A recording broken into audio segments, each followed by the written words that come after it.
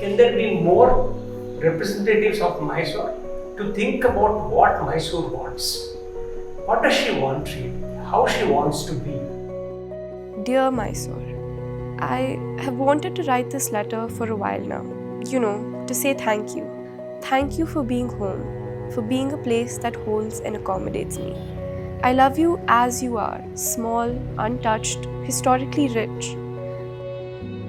And I'm just so grateful for the beautiful place you have given me to call my own all these years.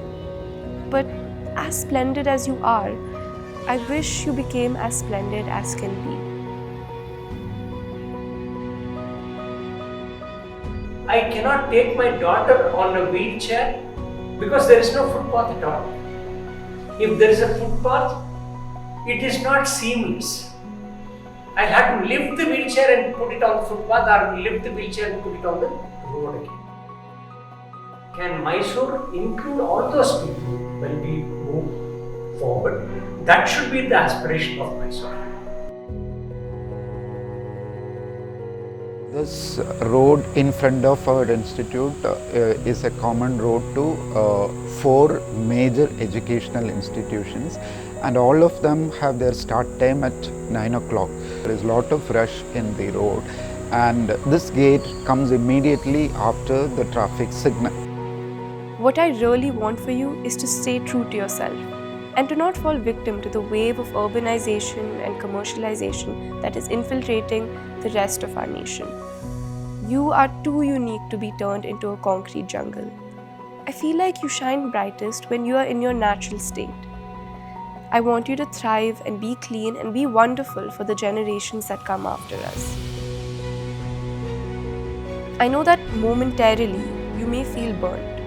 Greenpeace as well as Mysore School of Architecture came together for this particular cause, where we did an audit looking at the physical mapping of the entire area, including the trees and the vendors and the footpath, also the signal light, and we have gone about evaluating the information which we collected, and later we have come up with certain proposal which has a very technical as well as scientific proof against it.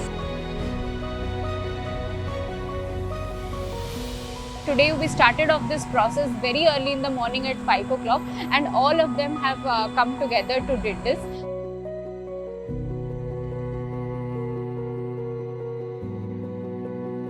This particular color, pink color what we have put, will ensure those students or the parents can walk along that who cannot come onto the footpath. And similarly, all the colors what we have chosen over here are keeping in mind the students of speech and hearing, because certain bright colors or the primary colors cannot be used. So this is another scientific study that we have carried out, because they are the ones who are using this particular space more. So they need to be calm but make use of the facility that we are trying to provide. I really hope our people rise to meet you. I hope we stop seeing our problems as burdens belonging only to the administration. And from my end, I promise to show up. I'm going to learn more about your history, your culture, and your natural spaces. I will keep engaging with your people and try to make their lives a little better in whatever small ways I can. With everything that you've given me, it is my turn to protect and preserve you now. Lots of love. Samavesha means communion or coming together. It's a kind of a gathering of, it could be a gathering in a space, it could be a gathering in a concept. A city is a complex system. It's not a simple system. So it can't happen coming out of the heads of just some engineers or architects or policymakers. It has to happen in collaboration, and that's what I think Samavesha has done, which is it has brought together architects, it's brought together students, it's brought together volunteers. So this initially can be an example that if public step in, the government can also step in, and we both together have a collaborative performance, and then we can have changes in Mysore. The way I look at it is, my generation pretty much created the climate crisis. We pretty much created all the crises. Okay, and now you guys are bearing the brunt of the problems. hopefully we can at least in a minuscule way participate in the solution as well. It was only in that in that imaginarium, the conversation around how this space is inaccessible, and today there are citizen groups, the students, they came forward, they took it as their own project, and for 4 months they did all sorts of mapping.